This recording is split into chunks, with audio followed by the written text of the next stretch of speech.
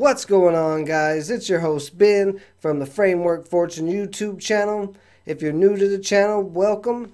If you're returning to the channel, welcome back. Today is the part 2 of the truth about GrubHub. So today was my second day delivering with GrubHub. The first video I was pretty excited. I had some pretty good results. Today, not as much. It was not terrible, but not quite as much. But let's go ahead and dive into it and talk about some of the things. So, I'll show in this screenshot here. The scheduling is not as open as it looked before. Okay, that first day it looked like it was really easy to get scheduled, and there was plenty of blocks. The last couple of days I've been trying to get a whole block for today because I wanted to do a whole 8-hour shift to see how much I could actually make. I couldn't. I did get a block for about 2 hours. I was able to schedule that, and you can always just go live and try to get as many orders as possible, but priority is scheduled people, so you always want to try to schedule if you can. And so I gave it a shot for that block, second chance, see what happened there. See if the first time wasn't a fluke. So surprisingly, it was not as good as the first time. I really thought the first time wasn't a fluke. Now at the same time, it wasn't bad. I'll tell you my results, so make sure you stick around and I'll tell you how much exactly I made in that 2 hours. But I want to talk about these few other pros and cons after the second day. I went at off time again. It was 1 o'clock to 3 o'clock. That's one of the slowest times of the day. It's after lunch. So it's not the best time to go and try to make money delivering food. You can still make money then, but it's not the best time. And I'm still going to try. The part 3 of the series will be seeing how much I make during the busy time. But like I said in the first video, I wanted to experiment, see how much I can make, worst case scenario. Today was kind of a worst case scenario day. So I had 3 orders in 2 hours. Now, if you watch the DoorDash videos, you know that's not good. I like to get 4 or 5 orders in an hour. With GrubHub, I wasn't able to do that. I actually only got 3 orders in that time span. Now, granted, the last order I took, okay, I was close to the restaurant. I was only a few miles away from it, so that wasn't a big deal. But the delivery was about 25 minutes away from the restaurant. It wasn't that far in actual mileage. It was only 9 miles, I think, which is still pretty far for food delivery. But it was in a very high traffic area, so it took 30 minutes to take it. So you're looking right there, that one order, it took me about 45 minutes to do, which is not great. With the other apps, you don't generally see too many orders that are that far away, and you can usually decline them. And I could have declined this one, but I didn't think it was going to be that far away. I was kind of in an area I'm not really familiar with. But that goes back to having strategy with these apps when you're trying to make money with them. You need to know the areas that are high traffic and low traffic so you can time your routes and stuff. But anyway, so that hour, like I said, took about 45 minutes to do. I didn't do great on it. I made, I think, $9 or $10, which in 45 minutes is terrible. But the first two orders were pretty good. So all in all, I made $44. 2 hours, $44. That's really not that bad, considering I only took 3 orders in that 2 hours and still averaged 22 an hour.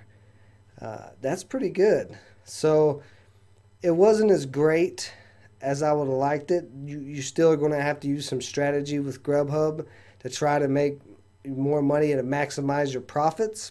But if something bad happens, like you get an order like that that's pretty far away, or maybe the restaurant's taking a little longer, the pay is still better than the other apps to where it's not going to absolutely kill you. I truly believe doing one GrubHub order, if everything went wrong and it took you a total hour to do it, you would still at least make $11-12 for that hour, instead of where if DoorDash or Postmates something goes wrong and they don't tip, you only make like $5 or $6 for an hour. That's not good. So worst case scenario, I still think GrubHub is better, but it's not as clear cut and easy as I thought it was going to be. Still pretty easy. The app's still great. The scheduling thing is pretty aggravating. The fact that it's hard to schedule blocks is kind of annoying. And I also took a screenshot.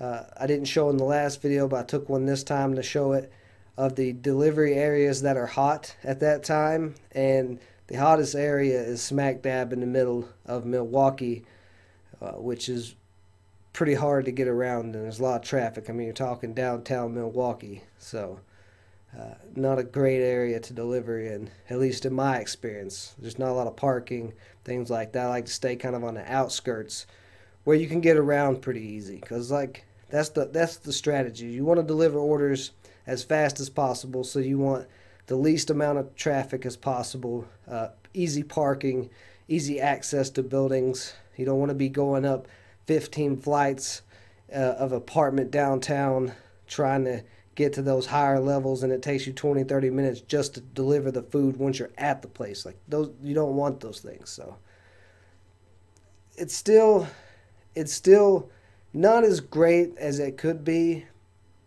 I do think when I try this out on a busy time, when I use GrubHub for one of the busy times, I do think that it could be way more profitable than DoorDash. I do believe that, because the amounts of money I'm making on each order compared to what I would make with DoorDash, it's quite a bit more. Like normally a DoorDash order you might make $6 or $7 on with tips and everything, whereas GrubHub, so far every order I've took, which is I think 5 orders I've done so far, or 6 orders maybe, but either way, every order I've delivered, I've made at least $10 an order, you know, after tips and stuff. Like I said, that one today I think was 9, but I think it was 9 like 87 or something. So that's a big difference than DoorDash and Postmates. So I do believe that GrubHub is still better, even with the cons that happened today, the negatives. I still think it's better. You can make more money than the other rideshare apps, the delivery food apps. But the scheduling thing still might make it to where you need the other apps if you're trying to make a full-time living. If you're just trying to do a side hustle with GrubHub, it'll be fantastic. It'll be a great little side hustle to make you some extra money here and there.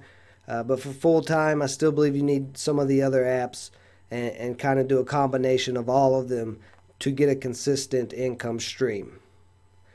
But that's it for this one, guys. This is the part 2, the truth of GrubHub, and we're going to get into the truth even more. As soon as I can, I'll do a video on delivering during the busy times for GrubHub and see how much money I can make. So if you liked everything you heard in this video and you're new to the channel, make sure you hit that subscribe button and punch that notification bell so you can be ready for more videos on these rideshare apps and side hustles, day trading, fixing your credit, all that good stuff, trying to get your financials in order.